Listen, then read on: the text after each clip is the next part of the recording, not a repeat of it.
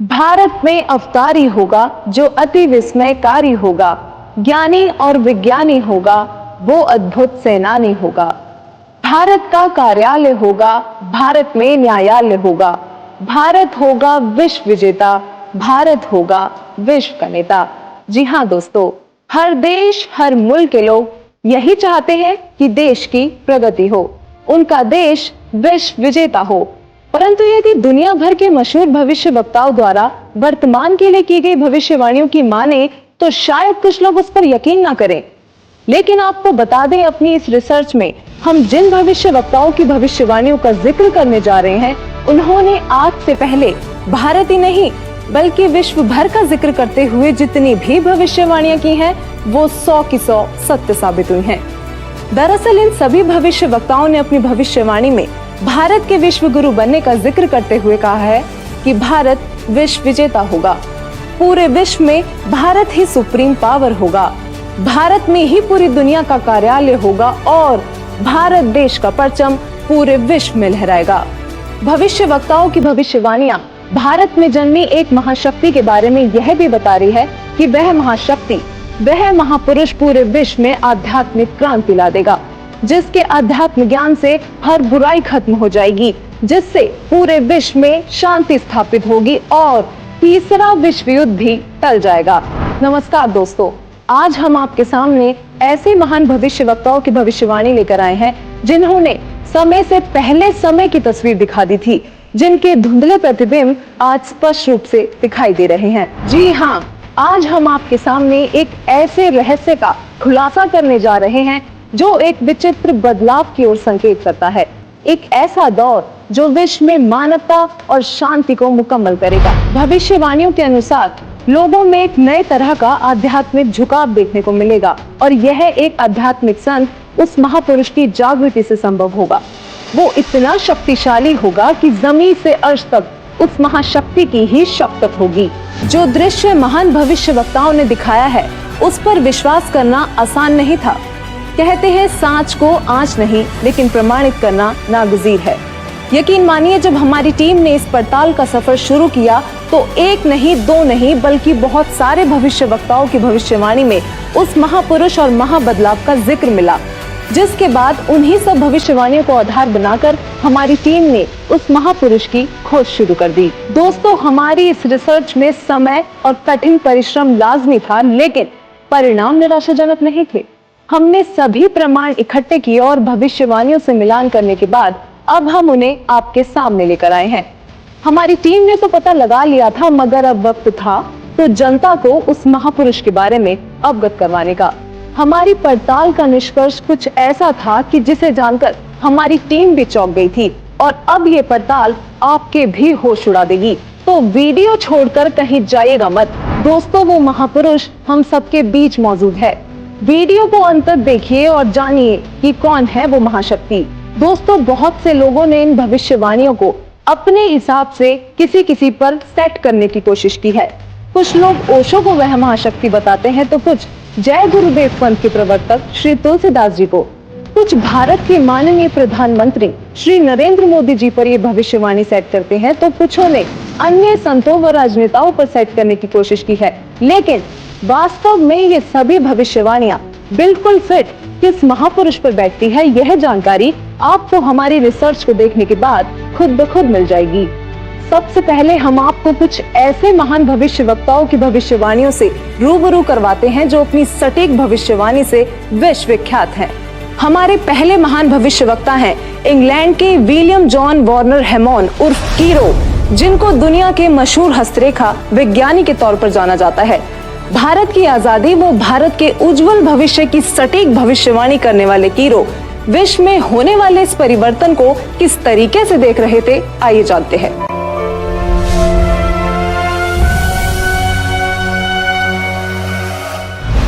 कीरो ने सन 1925 में लिखी पुस्तक में भविष्यवाणी की है, 20वीं सदी अर्थात सन 2000 ईस्वी के उत्तरार्ध में जन्मा संत ही विश्व में नई सभ्यता लाएगा जो संपूर्ण विश्व में फैल जाएगी। भारत का वह एक व्यक्ति सारे संसार में ज्ञान की क्रांति ला देगा।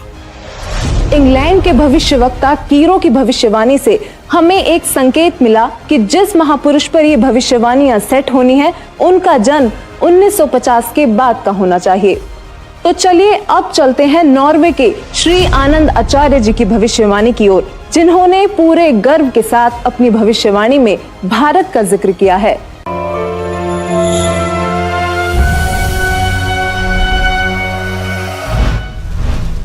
श्री आनंदाचार्य की भविष्यवाणी के अनुसार 1998 के बाद एक शक्तिशाली धार्मिक संस्था भारत में प्रकाश में आएगी, जिसके स्वामी एक गृहस्थ व्यक्ति की आचार संहिता का पालन संपूर्ण विश्व करेगा। धीरे धीरे भारत औद्योगिक, धार्मिक और आर्थिक दृष्टि से विश्व का नेतृत्व करेगा और उसका आध्यात्मिक तत्वज्ञान ही पूरे विश्व को मान्य होगा।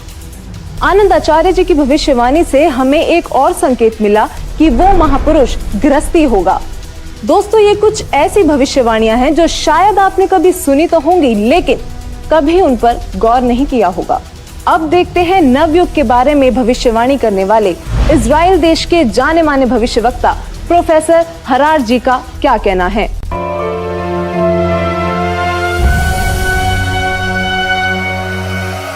प्रोफेसर हरार। इजराइल के प्रोफेसर हरार के अनुसार भारत देश का एक दिव्य महापुरुष मानवतावादी विचारों से सन 2000 ईस्वी से पहले आध्यात्मिक क्रांति की जड़ें मजबूत कर लेगा। वह सारे विश्व को उनके विचार सुनने को बाध्य होना पड़ेगा।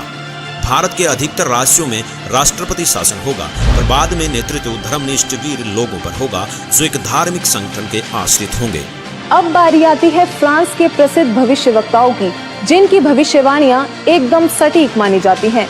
जो उन्होंने कह दिया वो पत्थर की लकीर हो गया। तो आइए देखते हैं कौन है ये भविष्यवक्ता और क्या थी इनकी भविष्यवाणियां।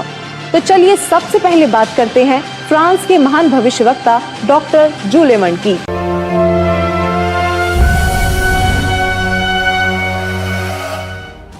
डॉक्टर सुलेवन के अनुसार भारत से उठी ज्ञान की धार्मिक क्रांति नास्तिकता का नाश करके आंधी तूफान की तरह संपूर्ण विश्व को ढक लेंगी। उस भारतीय महान आध्यात्मिक व्यक्ति के अनुयायी देखते देखते एक संस्था के रूप में आत्म शक्ति से संपूर्ण विश्व पर प्रभाव जमा लेंगे। डॉक्टर जूलेवन ने भी उस महापुरुष का जिक्र करते हुए भारत का नाम लिया है। इन्होंने स्पष्ट कर दिया कि वो महान शक्ति भारत से ही उजागर होगी और पूरे विश्व पर प्रभाव डालेगी। मैं सीना ठोक कर कहता हूँ, मेरे सायरन को कोई रोक नहीं पाएगा और वह जरूर आएगा। ऐसा कहना था महान भविष्यवक्ता मिशेल दी नॉस्ट्राडामस का, जो आज भी बहुत से लोगों के दिलों में अपनी जगह बनाए हुए हैं, जिनकी भविष्यवाणियों को आज तक कोई भी गलत सिद्ध नहीं कर पाया। उन्होंने जैसा कहा वही होता गया। नॉस्ट्राडामस ने अपनी भविष्यवाणी में होने वाले इस महान परिवर्तन की तफसील से व्याख्या की है। तो आइए देखते हैं क्या कुछ बताया उन्होंने अपनी भविष्यवाणी में।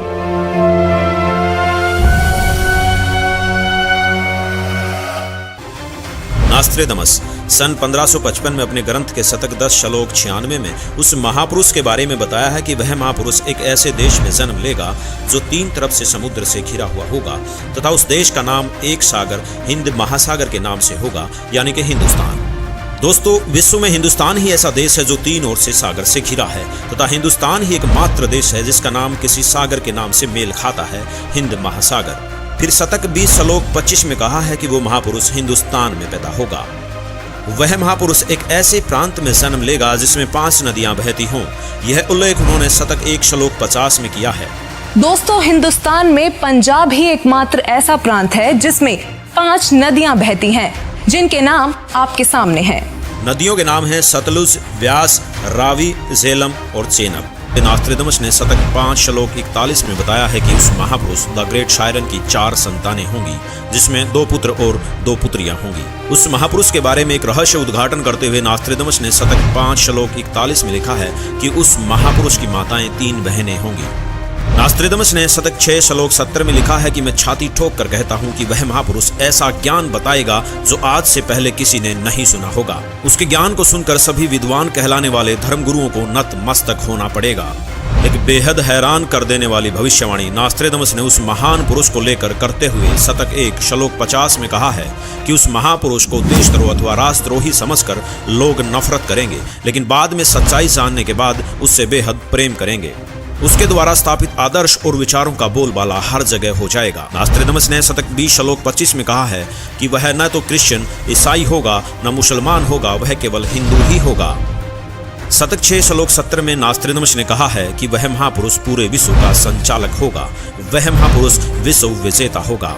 शतक 2 श्लोक 79 में बताया है कि वह महापुरुष अपनी सत्य साधना बताएगा तथा इस क्रूर भूमि अथवा काल लोक से मुक्त करवाएगा। शतक 1 श्लोक 50 में कहा है कि वह महान पुरुष अपने ज्ञान के बल से सब राष्ट्रों को नतमस्तक कर देगा। मैं नास्त्रेदमस आपको स्पष्ट कर दूं कि उस महान संत की उपेक्षा न करें। उस महान संत को आराध्य देव मानकर उसकी पूजा करना आपके लिए बहुत हितकारी होगा, क्योंकि वह आदि पुरुष परमेश्वर का अंश, दुनिया का तारणहार होगा। प्रसिद्ध भविष्यवक्ता नॉस्ट्रेडमस जी की भविष्यवाणी से काफी हद तक यह स्पष्ट हो गया था कि उस महापुरुष की क्या पहचान है। हमारी टीम ने उनके बताए हुए हर उस पॉइंट को नोट किया जो हमें महापुरुष की ओर ले जा सकते थे, और इन सभी तथ्यों को मद्देनजर रखते हुए हम आगे बढ़े और अपनी पड़ताल में अन्य भविष्यवक्ताओं की भविष्यवाणियां भी खंगालना शुरू किया। विकसित तथा विकासशील देशों में शुमार अमेरिका, वहाँ पर भी भारत और उस अवतारी पुरुष का जिक्र हुआ। तो चलिए अब रुक करते हैं अमेरिका के भविष्यवक्ताओं की भविष्यवाणियों का, जो इस प्रकार हैं। अमेरिका के न्यू जर्सी शहर की मूर्धन्य भविष्यवक्ता फ्लोरेंस, जो कि अपनी सटीक भविष्यवाणी से विश्व प्रसिद्ध हैं तथा जिनकी भविष्यवाणियों से भारत उम्मीद की किरण नजर आता है। दरअसल इस महिला भविष्यवक्ता ने उस महापुरुष के बारे में ऐसे ऐसे रहस्य खोले हैं जिन्हें सुनकर आप भी अचंभित रह जाएंगी। यह अक्सर उस महापुरुष को ध्यान लगाते समय देखा करती थी। तो आइए जानते हैं उन्होंने उस महापुरुष के बारे में क्या क्या रहस्य खोले हैं।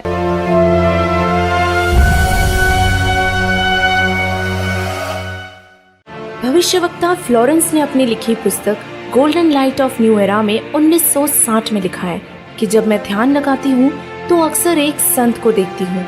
उसके सिर पर सफेद बाल हैं, न दाढ़ी है न मूंछ, वह गौर वर्ण का है।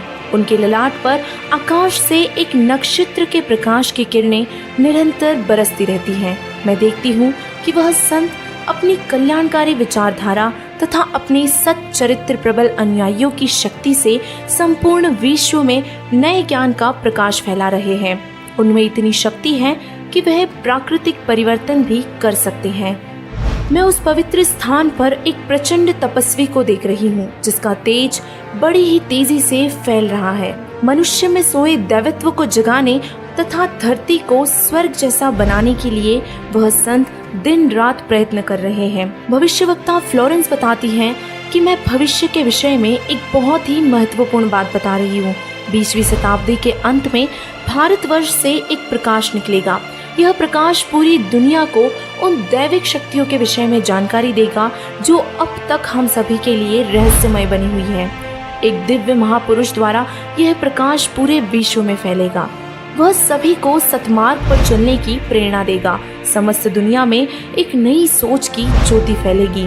जब मैं ध्यान अवस्था में होती हूँ तो अक्सर यह दिव्य महापुरुष मुझे दिखाई देते हैं। फ्लोरेंस ने बार बार इस संत या दिव्य पुरुष का जिक्र किया है। साथ ही ये भी बताया है कि उत्तरी भारतवर्ष में एक पवित्र स्थान पर वे मौजूद हैं। भविष्यवक्ता फ्लोरेंस की भविष्यवाणियों से हमें जो जानकारी मिली उसकी हमने बड़ी ही गहनता से जांच की, क्योंकि उनकी भविष्यवाणी ने वो रहस्य खोले जो हम सोच भी नहीं सकते थे। फ्लोरेंस की भविष्यवाणी से जो रहस्य उजागर हुआ वो चौंकाने वाला था। इस रहस्य के खुलने से हमारी टीम को आगे बढ़ने में बहुत मदद मिली। तो चलिए अब देखते हैं अमेरिका के ही अन्य भविष्यवक्ता क्या कहते हैं। अब हम बात करने जा रहे हैं भारत के पहले प्रधानमंत्री पंडित जवाहरलाल नेहरू जी के निधन तथा नेहरू जी के उत्तराधिकारी चुने जाने की सटीक भविष्यवाणी करने वाली अमेरिका की महान भविष्यवक्ता श्रीमती जीन डिक्सन की।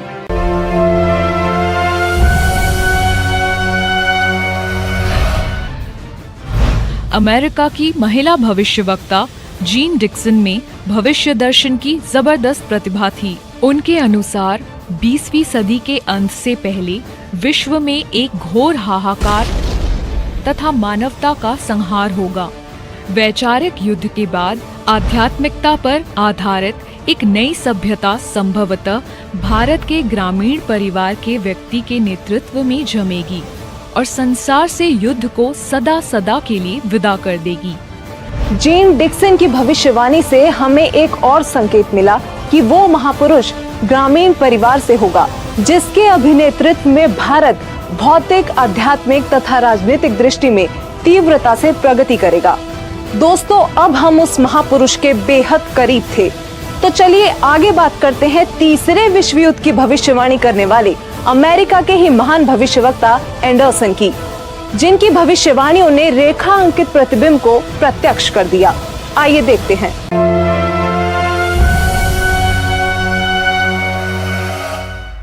21वीं सदी में भारत के देहात का एक धार्मिक व्यक्ति एक मानव, एक भाषा और एक झंडे की रूपरेखा का संविधान बनाकर संसार को सदाचार, उदारता, मानवीय सेवा व प्यार का सबक देगा। एंडरसन जी की भविष्यवाणी भी 21वीं सदी की ओर संकेत कर रही थी, जिस दौरान वो महापुरुष एक भाषा, एक मानव तथा एक झंडे की रूपरेखा रखेगा। इतने संकेत मिलने के बावजूद भी हमने अन्य भविष्यवक्ताओं की भविष्यवाणियां देखना जारी रखा और अब हमारे सामने आती है हंगरी की महान भविष्यवक्ता बोरिस्का की भविष्यवाणी। बोरिस्का का नाम भी भविष्यवक्ताओं की सूची में अव्वल है, जो विकसित अनचेतना से संपूर्ण जगत की भूतकालीन तथा भावी गतिविधियों को देख पाने में सक्षम थी।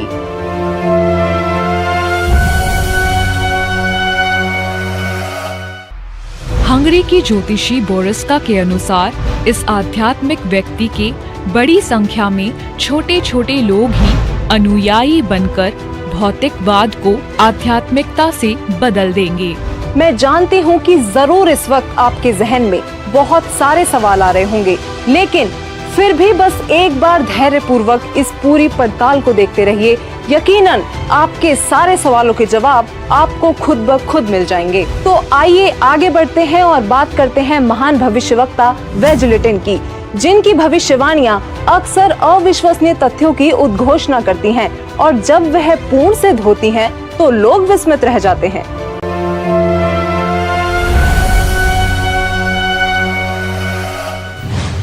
श्री वेजलेटिन।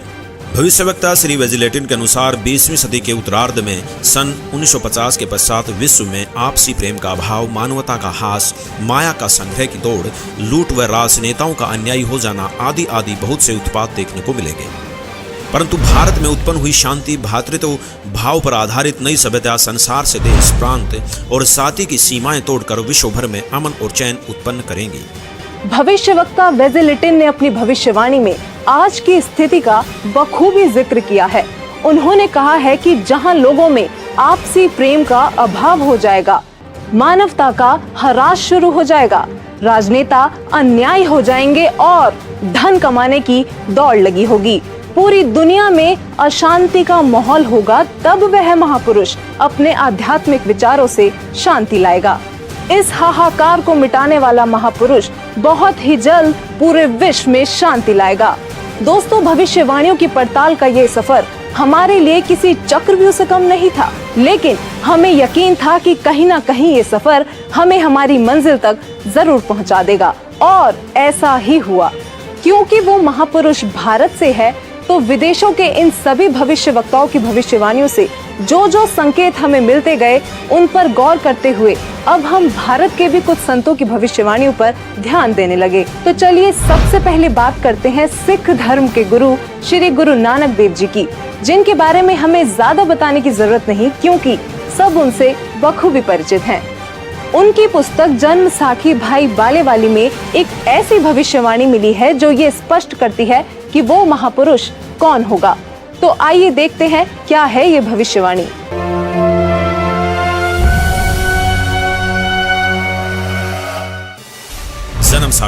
जन्म साखी भाई बालेवाली, जिसके प्रकाशक हैं भाई सवाहर सिंह एंड कंपनी, पुस्तक वाले बाजार, माई सेवा, अमृतसर, पंजाब। हिंदी भाषा वाली। पेज नंबर 305 पर भक्त प्रहलाद की भविष्यवाणी लिखी है कि नानक जी के सचखंड आने के सैकड़ों वर्ष पश्चात पंजाब की धरती पर 60 वर्ण में वह संत जन्म लेगा जो कबीर जी तथा नानक जी जैसा महान होगा। उसका प्रचार क्षेत्र बरवाला शहर होगा। दोस्तों, जन्म साखी भाई बालेवाली में लिखी भविष्यवाणी से ये स्पष्ट हो गया कि वो संत जाट वर्ण का होगा और उसका प्रचार क्षेत्र बरवाला होगा। आरिफ का चेहरा प्रत्यक्ष दिखाई दे रहा था। हम करीब थे उस महापुरुष के जो रिवायतें बदलने में सक्षम थे। अब देखना यह था कि जाट जाति का संत कौन है और किसका प्रचार क्षेत्र बरवाला है। इसके साथ ही हमें अपनी अगली भविष्यवाणी में उस संत के जन्म का पता लगा।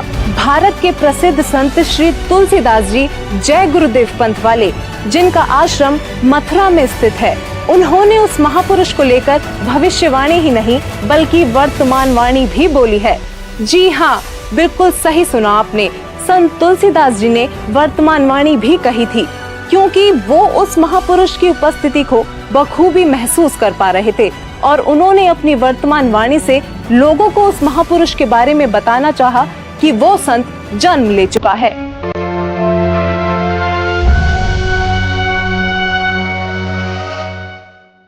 श्री तुलसीदास जी उर्फ जय गुरुदेव जी ने 7 सितंबर 1971 में भविष्यवाणी की थी, जो अपनी शाकाहारी पत्रिका में पेज नंबर 50 में लिखी है कि वह अवतार जिसकी लोग प्रतीक्षा कर रहे हैं वह 20 वर्ष का हो चुका है।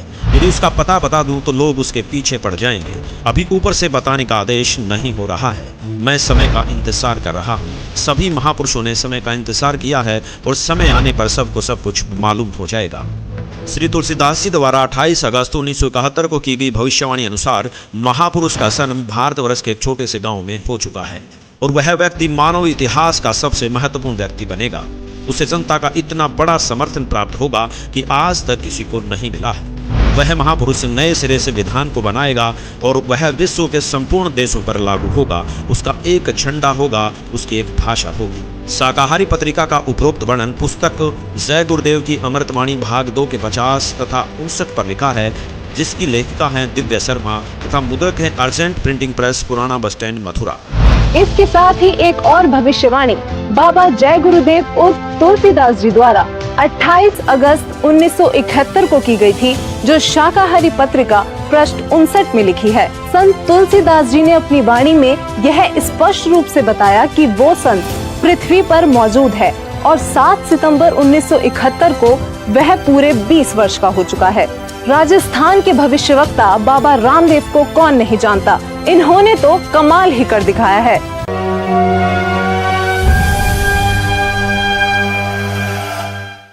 बाबा रामदेवराज जी ने अपनी पुस्तक 24 प्रमाण में लिखा है कि वो संत जाट जाति से होगा, वह तारणहार कलयुग में सतयुग लाएगा। उस संत की एक पहचान और भी होगी कि वह कबीर देव के गुण गाएगा।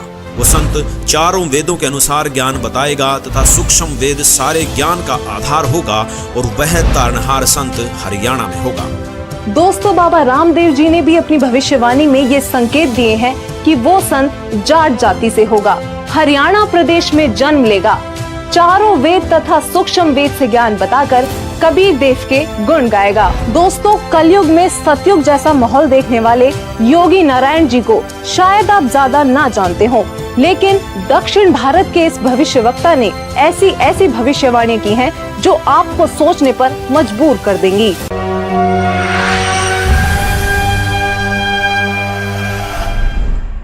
दक्षिण भारत के कर्नाटक के योगी नारायण जी ने अपनी पुस्तक काल ज्ञान में उस महापुरुष के साथ साथ उनके द्वारा लाए जाने वाले राम राज्य का भी जिक्र किया है। योगी नारायण जी की भविष्यवाणी कहती है कि वह दैविक शक्ति वाला महापुरुष पूरे विश्व को एक करके पूरे साम्राज्य पर राज करेगा, सबका प्रभु बनेगा। वह महापुरुष उत्तरी भारत से हो सकता है, ऐसा संकेत दिया है। उस महापुरुष का शासन धर्मयुक्त होने के कारण वर्षा अच्छी होगी, फसल भी अच्छी आएगी। जनता आने वाले समय में ज्यादा पैसों के पीछे ना पड़कर और अपने समय को बर्बाद ना करके तत्वचिंतन, आत्म कल्याण व लोक कल्याण के कार्य में मगन रहेंगे। वो सदियों से ठीक ना होने वाली बीमारी को प्रारब्ध के पाप का फल बोलते हैं, लेकिन उसके द्वारा दिए गए तारक मंत्र से उनके साम्राज्य में आपको प्रारब्ध कर्म के पाप का फल नहीं भोगना होगा और किसी भी प्रकार के असाध्य रोग ठीक हो जाएंगे।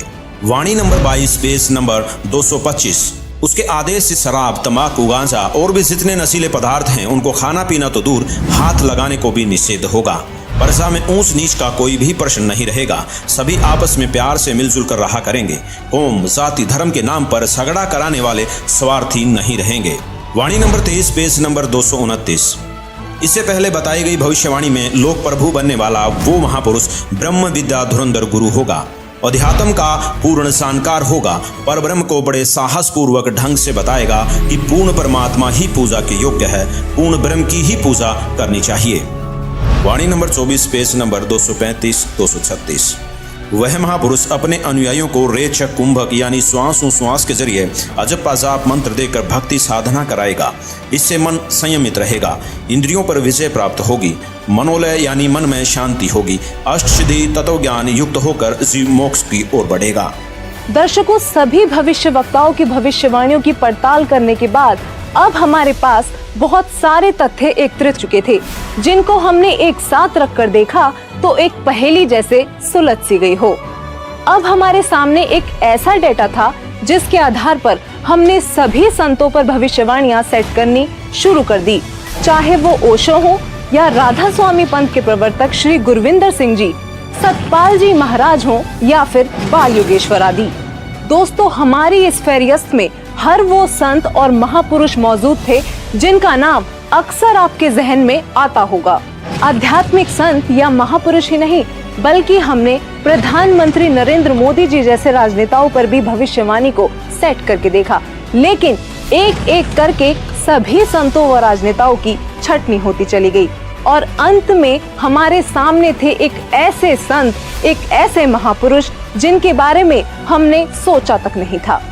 केवल एक यही संत ऐसे थे जिन पर सारी की सारी भविष्यवाणियां खरी उतर रही थी। दोस्तों, अब हम आप सभी दर्शकों से अनुरोध करते हैं कि दिल थाम कर बैठिए और तैयार हो जाइए उस महापुरुष को देखने के लिए, क्योंकि अब हम पेश करने जा रहे हैं उस महापुरुष की तस्वीर। दोस्तों, वो संत कोई और नहीं बल्कि पूरी दुनिया में सब संत महंत गुरु आचार्यों शंकराचार्यों से हटकर सर्व धर्म ग्रंथों के आधार पर संत रामपाल जी से जोड़कर दिखाएंगे, जिससे आप स्वयं ये निर्णय कर लेंगे कि हमारी रिपोर्ट सही है या नहीं। तो चलिए सबसे पहले बात करते हैं उस पृष्ठभूमि की जहां वो महापुरुष अवतरित हुए। नोस्ट्रेदामस के अनुसार वह महापुरुष ऐसे देश से होगा जो 3 तरफ से समुद्र से घिरा होगा और उस देश का नाम भी एक सागर हिंद महासागर के नाम पर होगा, यानी कि हिंदुस्तान। अमेरिका की भविष्यवक्ता फ्लोरेंस और जीन डिक्सन का कहना है कि प्राकृतिक परिवर्तन भी कर सकने वाला वह महापुरुष उत्तर भारत के ग्रामीण परिवार में होगा। 28 अगस्त 1971 को जय गुरुदेव पंथ के प्रवर्तक श्री तुलसीदास जी ने भी उस महापुरुष का उल्लेख करते हुए कहा है कि उनका जन्म भारतवर्ष के एक छोटे से गाँव में हो चुका है। वह तारणहार संत हरियाणा में होगा। कुछ ऐसा ही कहना है राजस्थान के बाबा रामदेव राज जी का। इसके अलावा इंग्लैंड के कीरो और फ्रांस के जुलेवन जैसे भविष्यवक्ताओं ने भी उस महाशक्ति के बारे में भारत में ही होने के संकेत किए हैं। संत रामपाल जी का जन्म उत्तर भारत के छोटे से गांव धनाना, जिला सोनीपत, हरियाणा, जो कि पहले पंजाब प्रांत था, वहां एक ग्रामीण परिवार में हुआ। इंग्लैंड के भविष्यवक्ता कीरो ने उस संत का जन्म 20वीं सदी के उत्तरार्ध में अर्थात सन 1950 के पश्चात 1951 में हुआ बताया है। तो वही श्री तुलसीदास जी और जय गुरुदेव जी ने भी 7 सितंबर 1971 की अपनी भविष्यवाणी में बताया है कि वह महापुरुष 20 वर्ष का हो चुका है। संत रामपाल जी का जन्म 8 सितंबर 1951 में यानी कि 20वीं शताब्दी के उत्तरार्ध में हुआ है और श्री तुलसीदास जी द्वारा की गई भविष्यवाणी के अनुसार 7 सितंबर 1971 को संत रामपाल जी पूरे 20 वर्ष के हो चुके थे। फ्रांस के महान भविष्यवक्ता नोस्ट्रेदामस के अनुसार वह महापुरुष न ईसाई होगा और न मुसलमान, वह केवल हिंदू ही होगा। और इसी भविष्यवाणी का समर्थन जन्म साकी भाई बालेवाली में भी किया गया है कि वह संत जाट वर्ण का होगा और उसका प्रचार क्षेत्र बरवाला है। बाबा रामदेवराज जी ने अपनी भविष्यवाणी में बताया है कि वह संत जाट जाति से होगा तथा चारों वेदों और सूक्ष्म वेद से ज्ञान बताकर कबीर देव के गुण गाएगा। यहाँ संत रामपाल जी ही विश्व में एकमात्र ऐसे संत हैं जो हिंदू धर्म में जाट जाति से बिलोंग करते हैं और जिनका प्रचार क्षेत्र भी सतलोक आश्रम बरवाला, जिला हिसार, हरियाणा रहा है। वो सभी धर्म ग्रंथों के आधार पर कबीर देव जी का गुणगान करते हैं। नोस्ट्रेदामस के अनुसार उस महापुरुष की 4 संतानें होंगी और उनकी माताएं 3 बहनें होंगी। यहाँ नॉर्वे के आनंदाचार्य जी ने भी यही बताया है कि वह महापुरुष एक गृहस्थ व्यक्ति होगा। ये भविष्यवाणी भी संत रामपाल जी पर पूरी तरह से खरी उतरती है। दरअसल संत रामपाल जी की माताएं 3 बहनें हैं। ये बात प्रमाणित करने के लिए पेश है आपके सामने संत रामपाल जी की माता जी का यह वीडियो। माता जी, क्या शुभ नाम है आप जी का? चंद्र देवी, माता जी, कौन से गांव से हैं आप? दमकन खेड़ी। माता जी, आप कितने भाई बहन हैं? 6 बहन भाई, 3 बहन 3 भाई। माता जी, आपकी जो 3 बहन हैं उनके क्या क्या नाम हैं? बड़ी लक्ष्मी, मेरा नाम चंद्र देवी, उसका है प्यारी। वहीं संत रामपाल जी महाराज जी की 4 संतानें, 2 पुत्र तथा 2 पुत्रियां भी हैं। अमेरिका के न्यू जर्सी शहर की भविष्यवक्ता फ्लोरेंस ने बताया कि वह महापुरुष गौर वर्ण के हैं, सिर पर सफेद बाल हैं, न दाढ़ी है और न मूछें। इन सभी भविष्यवाणियों का मिलान आप जी चाहें तो अपने आप भी कर सकते हैं। संत रामपाल जी गौर वर्ण के हैं, उनके सिर पर सफेद बाल हैं और वो बगैर दाढ़ी मूछ के रहते हैं। एक आश्चर्यचकित भविष्यवाणी करते हुए फ्रांस के नॉस्ट्रेडमस जी कहते हैं कि प्रथम तो लोग उस महापुरुष को देशद्रोही अथवा राजद्रोही समझकर नफरत करेंगे, लेकिन बाद में सच्चाई जानकर बेहद प्रेम करेंगे। दोस्तों, 2014 में संत रामपाल जी पर देशद्रोह का झूठा केस भी लगाया गया, लेकिन आज संत रामपाल जी की लोकप्रियता लोगों के सिर चढ़कर बोल रही है। कुछ और बातें जो भविष्यवाणियों में सामने आई वो इस प्रकार हैं। अमेरिका के भविष्यवक्ता एंडरसन के मुताबिक 21वीं सदी में वह महापुरुष एक मानव, एक भाषा व एक झंडे की रूपरेखा रखेगा। योगी नारायण जी के अनुसार उस संत के आदेश से शराब, तंबाकू, गांजा और भी जितने नशीले पदार्थ हैं उनको खाना पीना तो दूर, हाथ लगाने को भी निषेध होगा।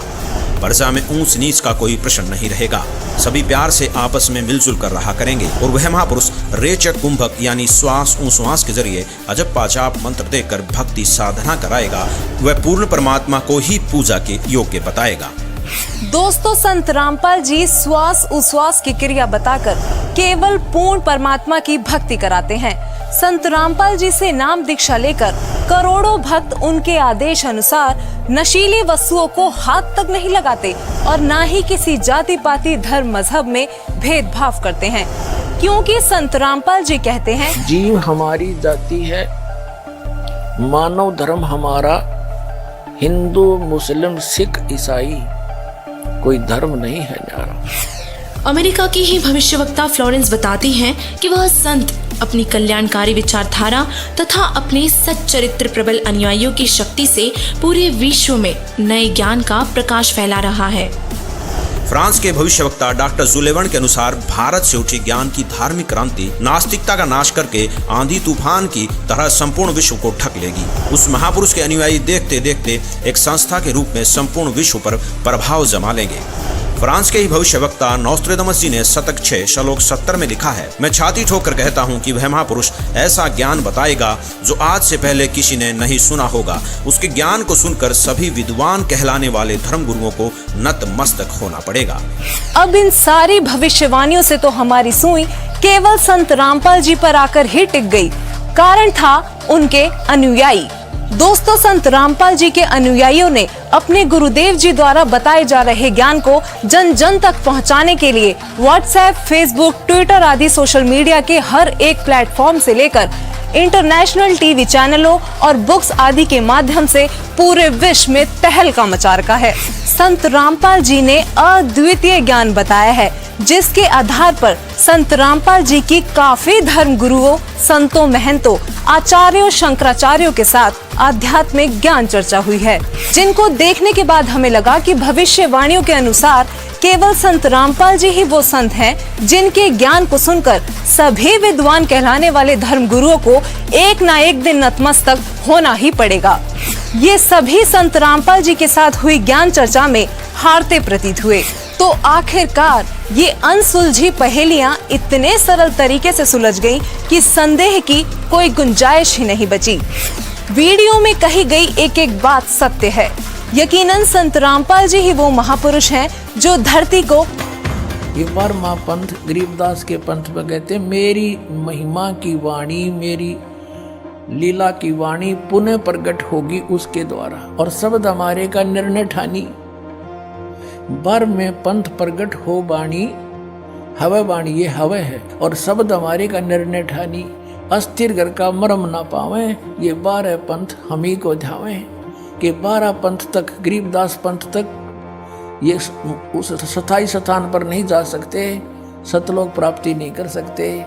फिर कहते हैं बर में पंथ हम ही चलावें, बर में पंथ में हम ही चलकर आवेंगे। गरीबदास वाले में आगे चल गए और सब पंथ मिटा के एक का पंथ चलावें। और कहते हैं अब परमात्मा ने कलयुग को 3 चरणों में बांटा है। ये प्रथम चरण कलयुग निर्याना, तब मगर मांडो मैदाना। प्रथम चरण कलयुग का उस समय समझो जब मैं घर से सह शरीर जाऊंगा, वो प्रथम चरण होगा।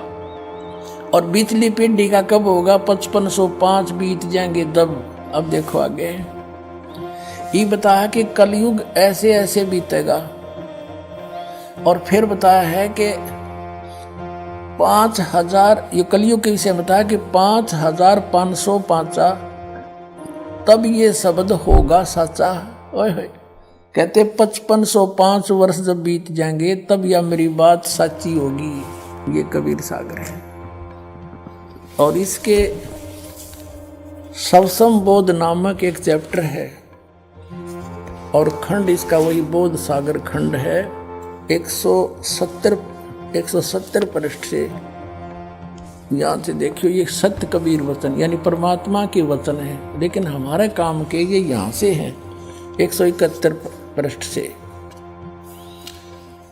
सवसम वेद बोध, सवसम वेद बोध यहाँ लिखा है 5 सहस और 500 जब 5 सहस और 500 यानी 5500 जब कलयुग बीत जाए, महापुरुष फरमान तब जग तारण को आए। अब 5 सहस और 500 यानी 5500 जब कलयुग बीत जाए, महापुरुष फरमान तब जग तारण को आए।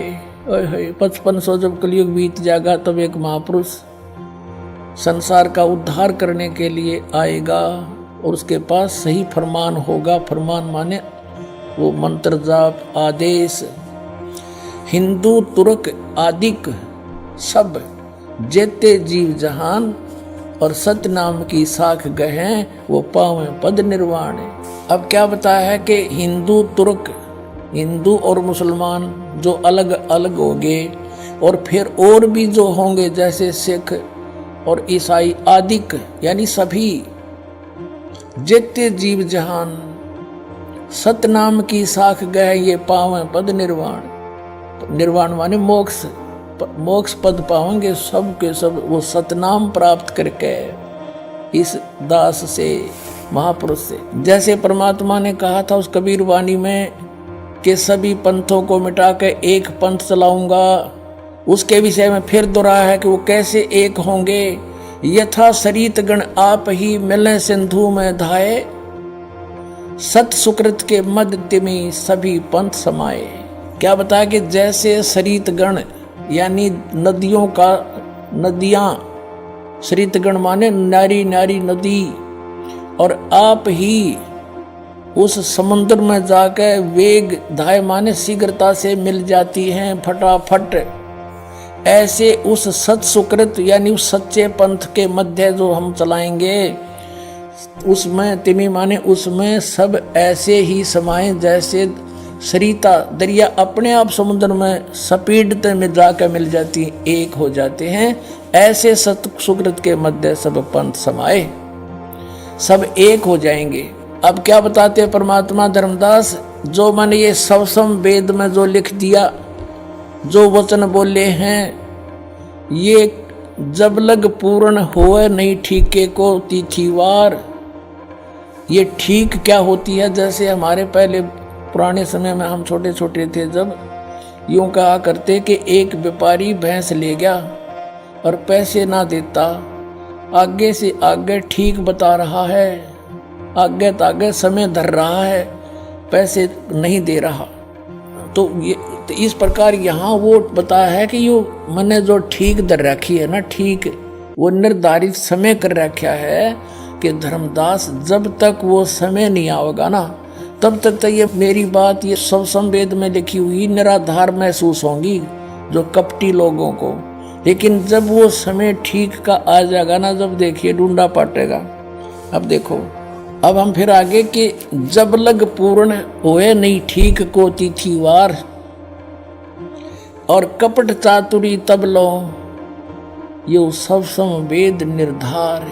कहते हैं तब तक तो मेरे द्वारा ये बात कही गई सब संवेद वाली, ये गुप्त ज्ञान, सब संवेद माने गुप्त ज्ञान जो पहले भी अब भी कहा है, तो ये निराधार महसूस होगा जब लग पूर्ण होए नहीं ठीका, जो ठीक को तिथिवार यानी ठीक उस निर्धारित धरे हुए निर्धारित किए हुए समय की जो समय नहीं आएगा, तब तक तो मेरा यो ज्ञान निराधार महसूस होगा। जब वो समय आ जाएगा ठीक का, जो है ठीक का दिन आवंत, युगंत लिखा आवंत, तो क्या होगा, सब ही नारी नर शुद्ध, सब कपट छोड़ के बुराई त्याग देंगे सब नर नारी।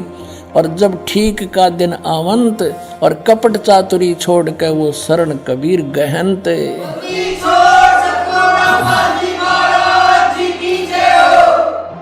पूरे विश्व में लिखा परमात्मा ने कि सब एक हो जाएंगे। क्या लिखा है कि एक अनेक हव गए और पुनः अनेक हो एक, हंस चले सतलोक को सब सत नाम की टेक। एक से हम अनेक बना दिए काल ने, हिंदू न्यारे, मुसलमान अलग, सिख न्यारे, ईसाई अलग से और नरे धर्म बना दिए और ये मजहब पंथ गणे बना दिए। कहते हैं जैसे हम एक से अनेक हो गए और पुनः फिर हम अनेक से एक होवांगे, पुनः अनेक हो एक और हंस चले सतलोक को सब सत नाम की टेक। ओए होए के सभी सतलोक में चले जाएंगे सतनाम प्राप्ति करके। इस दास से इससे पहले राधा स्वामी पंथालय ने सतनाम का कह ख का भी पता कोई ना, ये काल के दूत थे इसलिए छुपा कर रखी भगवान ने, उनको सतनाम का नहीं पता यू खान का है पीण का। अब ये वास्तविक मंत्र आपको दिया जाएगा, इससे आप सबका मोक्ष होगा, पूरे विश्व में शांति। देखना आगे कितना कमाल किया है कि घर घर बोध विचार हो, मेरे ज्ञान का घर घर चर्चा चलेगी और दुर्मति दूर बहाए, सबकी दुर्बुद्धि दूर हो जाएगी, हाहाकार मिट जाएगा, माया की दौड़ मिलावट रिश्वतखोरी आपस में लड़ाई खींचातानी ये दुर्मति दूर बहाए और कलयुग में एक होकर सब बरतें सहज शोभाए।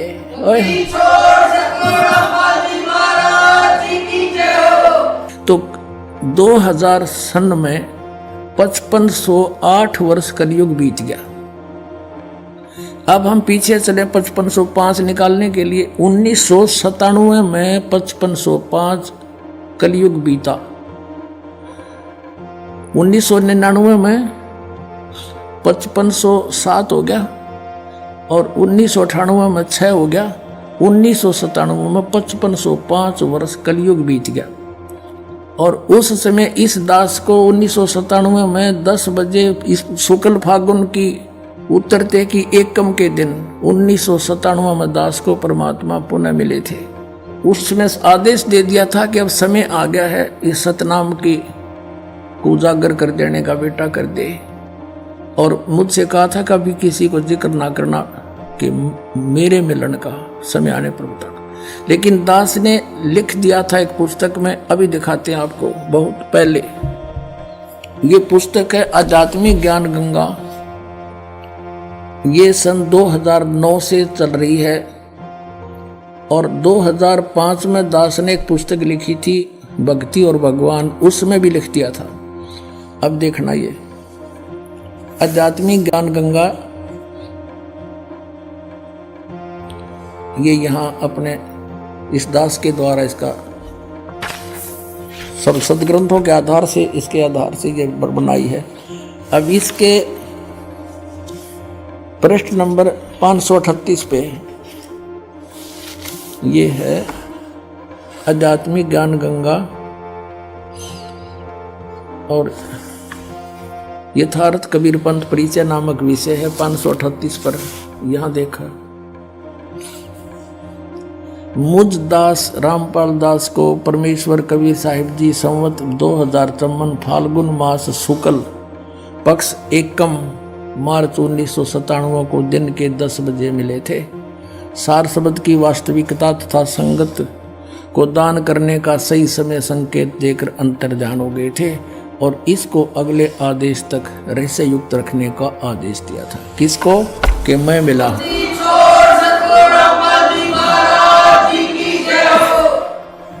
तो पुण्यात्माओं, ये दास ने कोई बाद में नहीं लिखी, ये 5505 तो ईब समझ में आई हमारा। ये ईब कैलकुलेशन करी दोबारा भी कैसे सेट होया। ये वहां नो का नो, जिसने मालिक ने बना के भेज रखा उसमें कमी नहीं रह सकती।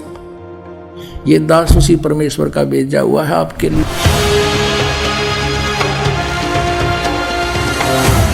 तो क्या संत रामपाल जी महाराज की शरण में आने के बाद आपको कोई लाभ हुए? संत रामपाल जी महाराज जी की शरण में आने से हमारे जो माइंड में प्रॉब्लम रहती थी वो सही हुई और हमारी बेटी की जो निमोनिया थी वो भी ठीक हुई। हमारी आर्थिक स्थिति ठीक हो गई। मेरे हस्बैंड की जॉब नहीं होती थी, उनकी जॉब पहले पानीपत में लगी, कॉन्ट्रैक्ट पे लगे थे, 2-2.5 साल तक रहे। आज वो परमानेंट जॉब पे करनाल में लगे हैं। आशीर्वाद मात्र से मेरे गले में जो कैंसर की गांठें थी वो बिल्कुल ठीक हो गई और मेरे दिल में छेद था वो भी संत रामपाल जी महाराज के आशीर्वाद मात्र से ही बिल्कुल ठीक हूँ मैं। छोटी मोटी बीमारी थी तो परमात्मा की दया से शरण में आने से संत रामपाल जी महाराज जी के वो भी बिल्कुल दूर हो गई, छोटी मोटी बीमारी जो थी। सदगुरु रामपाल जी महाराज की कृपा से यहाँ आने के बाद में ये नशा पता सब मेरा छूट गया, जबकि इतने कोशिश करने के बावजूद मैं नशे से एक पल भी दूर नहीं रहने पा रहा था। तो पहले बहुत नशे करता था, दारू, गांजा, भांग, शराब जितने भी हैं टोटल नशे दास किया करता था। संत रामपाल जी की शरण में आने से पहले सबसे पहले तो मुझे एक लाभ हो गया, नशे छूट गए। कैंसर की बीमारी बिना ऑपरेशन, बिना कुछ दवा के संत रामपाल जी महाराज जी ने चरणामृत प्रसाद दिया और आशीर्वाद दिया और भक्ति ज्ञान दिया और उसके बाद मैं तंदुरुस्त हूँ और दिन में अपना सब कुछ खाता हूँ, मुझे कोई समस्या नहीं है। सबसे बड़े लाभ ये हुआ है कि मेरे पापा जी हैं जिनको डायबिटीज़ बहुत ज़्यादा ही रहती थी कि 500 से नीचे उतरने वाली डायबिटीज़ आज एकदम नॉर्मल है। गुरुदेव संत रामपाल जी महाराज से नाम दीक्षा लेने के बाद सदगुरुदेव जी ने ऐसे दया करी कि जिस दिन मैंने नाम दीक्षा ली उसी दिन 5 साल से यानी रोटी नहीं खाई थी, लेकिन उसी दिन मैंने 4-5 रोटी खाई और मेरा जलन का रोग समाप्त होने लगा। संत रामपाल जी महाराज से नाम दीक्षा लेने के बाद मेरा कैंसर का रोग बिल्कुल ठीक हो गया, मैं बिल्कुल स्वस्थ हो गया। जो कबीर जी हैं वो पूर्ण परमात्मा हैं और सतगुरु रामपाल जी महाराज जी हैं वो कबीर परमात्मा के खुद अवतार हैं, इस धरती पे आए हुए हैं। उन्होंने ही सब रजा की है, उनकी ही दया से हमें सारे लाभ हुए हैं। जब मैं दोबारा गई पीजीआई, फिर वहाँ टेस्ट हुए तो सारे टेस्ट क्लियर हो गए। अब जो मेरी प्रॉब्लम थी तीसरे स्टेज पे थी, वो मेरा कैंसर खत्म हो गया। हिंदी छोड़ सदगुरु रामपाल जी महाराज जी की शरण में जाने के बाद मैं आज कोई भी फ्रूट है, कुछ भी है, चाहे डस्ट है, मेरे को वो बिल्कुल इफेक्ट नहीं करती है। I can eat everything, I can go anywhere, मैं कुछ भी मतलब आज करने में सक्षम हूँ। जब उस डॉक्टर से मेरी बात हुई तो डॉक्टर ने कहा ये तो सच में आपके गुरुजी का ही चमत्कार है, संत रामपाल जी महाराज का, जो ये ठीक हो गया, नहीं तो कैंसर पेशेंट कभी बचता नहीं है इस कंडीशन में। इतना खतरनाक इनको पॉइजन फैल चुका था, पूरा नसों में भर चुका था। उन नसों से ऑटोमेटिकली पॉइजन गायब होना, ये सबसे बड़ा चमत्कार ही है परमात्मा का। और जब से मैं संत रामपाल जी महाराज की शरण में आई हूँ, मेरा 1 रुपया नहीं गया। आज 4 साल हो रहे हैं लगभग, मैंने कोई दवा भी नहीं खाई है, कोई भी नहीं। इवन मुझे सर्दी, खांसी और बुखार भी नहीं होता। जगत गुरु तत्वदर्शी संत रामपाल जी महाराज जी के इस महान मिशन को सफल बनाने के लिए करोड़ों लोग उनके साथ जुड़ रहे हैं। हमारी टीम का भी आप सभी से यही अनुरोध है कि दुनिया में महापुरुष कभी कभार ही आते हैं, इसलिए आप भी संत रामपाल जी महाराज जी के सत्संग सुनिए और शीघ्र अतिशीघ्र उनसे जुड़कर नाम दीक्षा लेकर अपना व अपने प्रियजनों का कल्याण करवाएं। धन्यवाद।